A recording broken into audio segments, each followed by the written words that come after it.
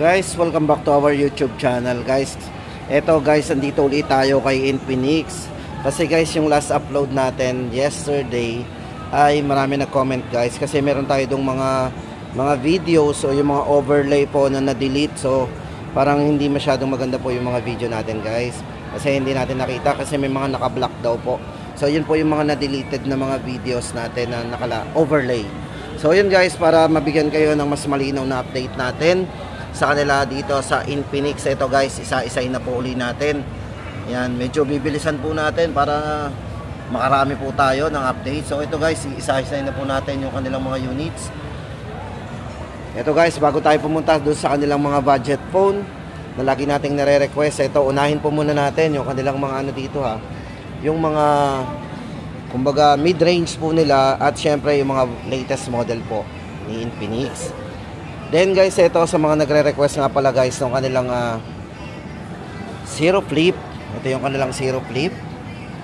Ayan. Pero guys, ito lumabas po na price nito guys is 32,999.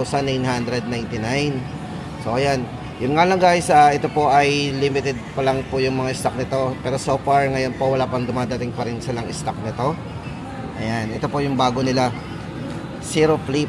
Ayan. Ito po yung mayroong front and rear na naka 4K para po sa kanyang vlogging camera guys. Ito kung makakaroon tayo ng flip, maganda po yung camera nito kasi pagdating sa video naka 4K resolution po yung front at back niyan.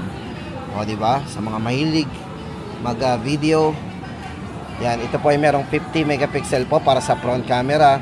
Naka ultra wide lens na rin po yan yung kanilang Zero Flip. Then pagdating sa charging guys, ito ay naka 70 watts superbook charge na din. Ang battery po nito ay 4,720 mAh battery na din. Yan, naka 8GB RAM.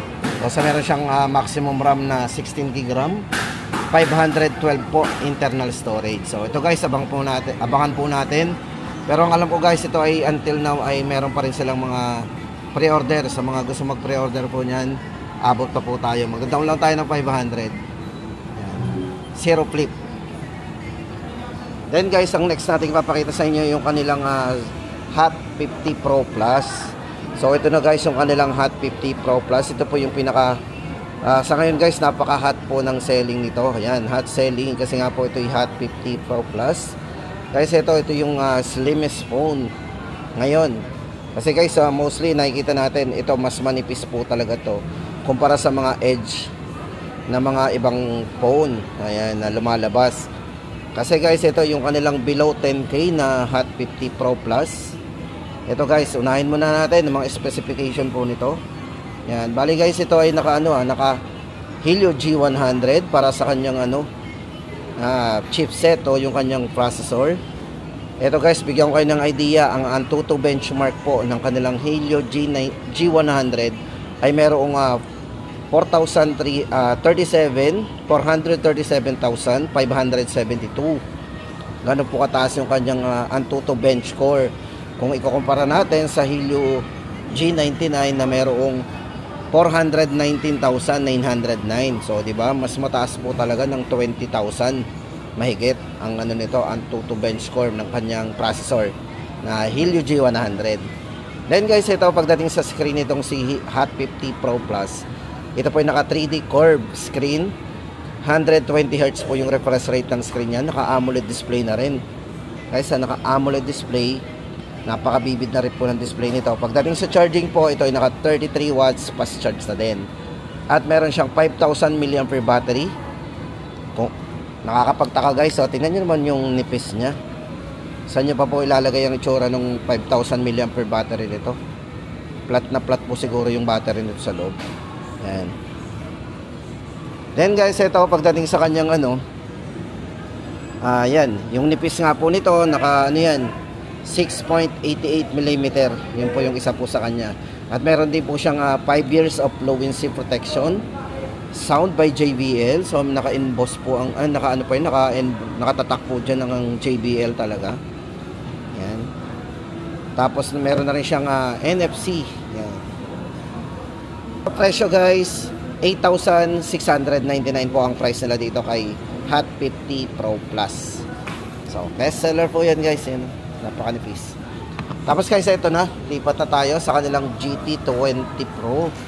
Ito guys, isa rito sa mga napakalakas sa bentahan sa kay Infinix, yung kanilang GT20 Pro. Kita nyo naman, gaming phone na sumasabay po sa mga gaming phone din. Ito po yung kanilang official gaming phone ng MPL. So, Mobile Legend Bang Bang Pro League. Naman tama sa inyo to. Guys, ang maganda po sa kanilang GT20 Pro guys, ito po ay merong powerful dual chipset. So, meron po siyang naka Dimensity A200 po yan na naka 4 nanometer. Yun po yung kanyang chipset. Then, meron siyang dedicated gaming display chip. So, para doon sa mga gamer dyan. Ito guys, mamomonitor nyo lahat. So ito po yung kanyang low power consumption. So matipid po yan sa battery. Smooth visual, syempre guys. Meron tong game network acceleration. Smart cooling while gaming. So kung naglalaro tayo, napakalamig, kinokontra niya. Pwedeng may pampalamig po yan. And syempre guys, meron tong optimal render efficiency. O yan, meron po siyang 120 na stable frame rate. Kayang-kaya po nito. Kasi guys, ang po kasi nito, yung kanyang refresh rate ng screen, ito po merong 144 Hz na refresh rate. Kaya kaya po nito yung 120 FPS pagdating sa gaming. Yan, 60 minutes. Yan. Stable frame rate. At syempre guys, ito ay merong legendary audio enhancement. So guys, ito ay merong high resolution audio sound by DTS. At ito, syempre guys, sound by JBL din para sa kanyang dual speaker. Dalawa din po ang mic nito, si GT20 Pro. Yan. So meron din pala tong tilt control. Kasi guys, ginamitan to ng gyroscope enhancement. So ayan, sa mga techies diyan, mga naghahanap ng budget lang pero may malakas na processor. May malinaw din pong camera guys ito kasi ito ay merong 108 megapixel na main camera. At ang maganda po sa kanya pagdating sa video ay meron siyang smooth video kasi ito ay merong 4K resolution na naka-smooth video po. 4K and 1080p smooth video po ito. Then meron siyang dual view video para sa ating ayan. Gusto natin mag-video ng sabay, di ba? Ito na guys, para sa latest price update po natin ng kanilang GT20 Pro. Ito ay 15,999 at may tatlong colors po yan na pwede nating pagpilian. Ito po yung orange po yung guhit niyan. Then black po yung majority kulay niya. Then kung silver naman, yon silver din yung body niya. At kung blue naman po ang guhit niyan guys, blue, yun naman po ay gray. Vibrant gray naman ang kulay nun. Yan po yung tatlong kulay. 15,999 GT20 Pro. At syempre guys, hindi lang yan, Note 40 Pro series naman tayo. Ito yung kanilang naka-edge. Yan, ito po yung naka 3D curved screen din.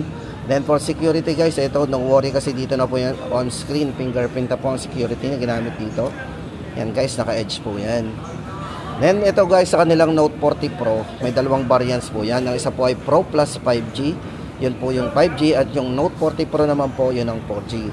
Para po sa chipset guys, ang 4G po nito ay naka Helio G99 at ang kanyang 5G naka Dimensity 5G 7020 chipset na ginamit. Pagdating sa main camera guys, parehas po silang 108 megapixel po para sa kanyang super zoom camera. Yan, main camera. Then pagdating po sa charging, para po sa 4G ito ay 70 watts at pagdating sa 5G naka 100 watts po ang fast charging nito. Then pagdating sa sounds, ito ay naka sound by JBL na rin. So yan, sound by JBL syempre guys. At ang maganda po dito, ang glass po nito para sa glass protection, ito ay naka Corning Gorilla Glass na. So yan, matibay po ang glass niyan kahit wala tayong protector. Pero syempre guys, need pa rin natin ng extra protection. Syempre mahal natin ang mga phone natin. O yan guys, para dito po sa presyo po ng dalawa, 10,999 po ang 4G. And ang 5G po na to ay 13,999. Then meron po itong mga colors. Ito po yung gold. At pagdating po sa kulay green po nito guys, ito ay leather na. Naka-leather. Napakaganda rin po ng leather nito. At ibang kulay po nito, yung kulay black. And meron din siya limited edition, yun po yung racing edition na BMW. So limited edition BMW, yung nga lang napaka-limited nga po kasi nga po limited yung BMW color. Yan guys, ang update natin kay Note 40 Pro and Note 40 Pro Plus 5G. Then guys, ito naman yung kanilang Note 40 5G guys. Sa mga nagtatanong ng Note 40, wala lang ako guys may pakita sa inyong unit. Ito po yung design niyan. Naka-flat din po yan. Ang good thing guys sa kanilang Note 40 5G, from 12,999 padalawang beses na po nag-markdown. Ngayon po ay 10,999. Yan. Tapos guys, ang maganda po sa kanya ay syempre ito, ginagamitan na rin po ng wireless charging yan. May mag-charge na rin po yan. Naka 33 watts fast charging yan. Naka Dimensity 7020 5G chipset ang ginamit. Maximum RAM 24 gig maximum RAM with 512 na po internal storage. So ayan guys, tama-tama yan sa mga mahilig maglaro din kasi ito yung naka 5G ultra fast gameplay po. Yung kanilang Note 40 5G. Yan, 10,999. Tapos guys, ito naman yung kanilang 030. Para sa 030 series, ito po para sa dalawang variants nito, meron tong 4G and 5G. Then yung 4G po nito, matagal na pong walang stock o out of stock. Mostly ang meron na lang po sila dito yung kanilang yung 5G. Pero maganda naman po sa 5G, from 14,999 ay naging na lang po, discounted ng 2,000. So magiging 12,999. Tapos guys, ito maganda dito, naka 144 na rin ang refresh rate nito. Lumalaban dito pagdating sa ito yung tinatawag natin na mga next generation refresh rate kasi 144. Mostly guys, makikita na po natin yan sa mga susunod na mga brand na ginagamit po yan. Mostly sa mga high-end, mid-range. Ito po yan, naka next generation po yung kanyang refresh rate na 144. Guys, ito pagdating sa chipset, itong si 035G, naka MediaTek Dimensity 8020. So may mataas na rin po itong chipset o yung processor. Pagdating sa charging, naka 68 watts fast charging na rin yan o supercharged. Camera guys, unang-una po sa special features nito yung kanyang camera. Ayan, yung camera po nito ay merong 108 megapixel po na camera. O diba? Then ito yung may ultra wide angle na naka 0.6 or tinatawag natin na 112 degree. So naka ultra wide yan, no. At meron siyang front vlogging camera. Ito guys, bali merong 4K resolution pagdating sa kanyang ayan, resolution po ng kanyang video. So check natin, naka 4K resolution po yan. So ito yung 035G. Kaya ito po ay front vlogging camera. Sa mga mahilig mag selfie, front at back po nito merong 4K resolution pagdating sa video. Kaya malinaw yan. Ito guys, merong 21 gig maximum RAM. So 12 plus 9 ang RAM nyan, 256 internal storage. Ayan guys, update po natin sa presyo guys nito. Ang 4G po nito 8,999 na out of stock. Then 12,999 na lang yung kanyang 5G na limited na rin. So nagkakaroon pa rin ng mga stock. O ayan guys, punta na tayo sa kanilang mga budget phone naman. O ito na, isa-isahin na po natin ang kanilang mga budget phone. Ayan, tablets. O ito guys, sa tablet, check po natin yung kanyang presyo ng tablet. Dito kay Infinix, ang kanilang Xpad po ay may tatlong variants. Para po sa Wi-Fi, dalawa pang Wi-Fi nito. Isang 128 gig, 7,499. Ang 256 naman po na Wi-Fi ay 8,499. Then, ang kanyang 4G LTE, guys, ito open line yan, nalalagyan ng SIM. Then, 256 na rin. Ang internal storage, 9,499.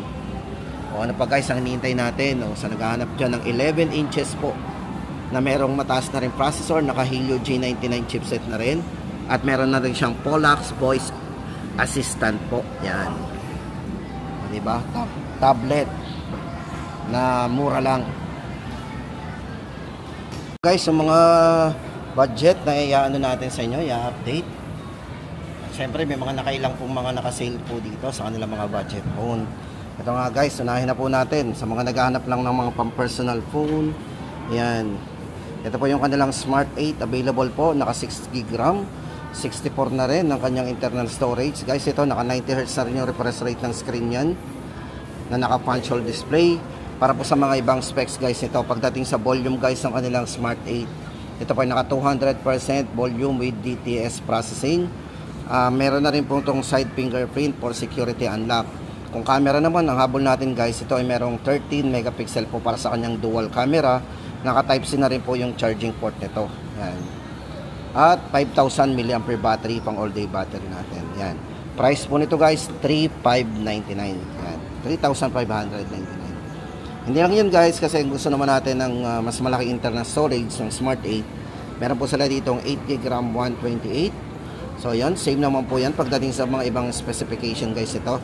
Yung alam ko na iba lang dito yung kanyang internal storage na doble. Kumbaga naging 128. Presyo po guys nito 4,199. 4,199. Then guys, ito na yung kanilang bagong release ngayon na Smart 9. Ito yung kanilang Smart 9 guys. Meron sila ditong 64GB. Yan.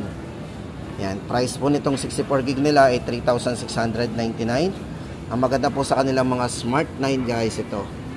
Ito ay naka 120 Hz na po yung refresh rate ng screen guys. So, mostly nakikita natin sa mga mid-range and flagship na refresh rate. So, budget phone, naka ganon.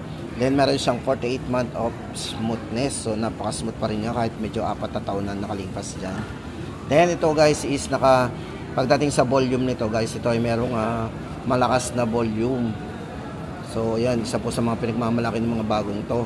13 megapixel po para sa kanyang crystal clear camera. At meron na rin po itong 48 months of fluency protection. Yan. At ang maganda dito guys, durable to in terms of drop. So matibay po yung mga bagong labas na Smart 9. Yan, mayroon siyang drop test durability.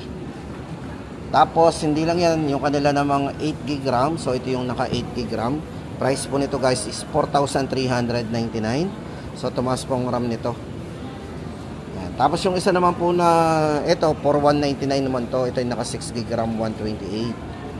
Yan, Smart 9 din. Baka guys tayo malito ha. Meron tayong 6GB RAM 128. Ito po ay 4,199. Yan. Ito guys, maganda dito sa kanilang Smart 9 ha. Ito ay meron na ring yan, dual speakers sa 300% volume. So napakalakas po ng volume niyan. Yan po yung mga bago sa kanyang features. At syempre guys, yung kanilang chipset, ito ay ginamitan ng Helio G81 na mostly nakikita lang po natin doon sa mga presyo na mga 8,000. O diba? Pero dito, nandito lang yan sa mga presyuhang 4 Plus and 3,699. Yan. Ulitin po natin, 6,128 po niya ay 4,199. 4,399 ang 8,128 at 3,699 naman ang 64GB. O ito guys, kumustahin naman natin. Na-miss nyo ba yung Smart 8 Pro? Ang Infinix Smart 8 Pro guys, from 4,999 ngayon po ay 4,499 na lang to. 4,500. Guys, ano ba maganda dito kay Smart 8 Pro? Ito guys ay merong 16GB RAM, 128 internal storage na. At kung more on camera tayo, budget phone pero merong 50 megapixel po para sa kanyang dual camera with ring flashlight. Naka 90 Hz na rin po yung refresh rate dito para sa kanyang smooth screen. At 200% volume. Yan, may malakas na rin volume to. Sound by DTS processing. Side fingerprint for security unlock na din. O yan, Smart 8 Pro. 4,499. Then guys, ito na yung Hot 40i. Yan, para sa ating latest update sa Hot 40i. Ito guys, hawak natin, dalawang model po to. Para sa mga nagtatanong po ng 256 po na variant ito, ang price po nun ay 6,199. Guys, yun ay naka 16GB RAM 256. Then kung 8GB RAM 128 naman guys, ang ating hahanapin na Hot 40i, price po nito ay yan, bali ay presyo nga ito ay 4,699. Yan, 4,699. Then ang isa po nito, yan, yung 16GB RAM 128. Ang price naman po natin dito ay 5,499. Yan. So yan guys, ang update natin sa kanilang Hot 40i. Guys, ang maganda dito sa kanilang Hot 40i ito, may naka fast charging na to, 18 watts. Kung more on camera din tayo, meron na rin itong malinaw na camera na 50 megapixel po sa main at 32 megapixel po sa kanyang front camera. Di ba? Then pagdating po sa kanyang chipset, yan. Ito po ay naka Unisoc T606 Hot 40i. Then guys, yung kanilang Hot 50i naman, o Infinix Hot 50i, ito po yung latest model po nila. Kasabay po lumabas ito ng Smart 9. Ayan, napaka-latest po nito. Ito guys, may dalawang variants po ito. Isang 8GB RAM 128 at isang 8GB RAM 256. Bago po sa kanya, naka 48 months of smoothness din yan. 120Hz na rin po yung refresh rate niya. At naka dual speaker na po yan with 300% volume din yan, or volume up. O, diba? Para po sa kanyang camera, yan, kung naghahanap po tayo ng malinaw na camera guys, ang camera to ginamitan ng Sony, yan, naka 48 megapixel, naka IMX 582. Yan po yung bago sa kanya. Tapos size ng screen guys, medyo malaki, naka 6.7 punch hole display din yan. 120Hz na rin po ang refresh rate ng screen ito.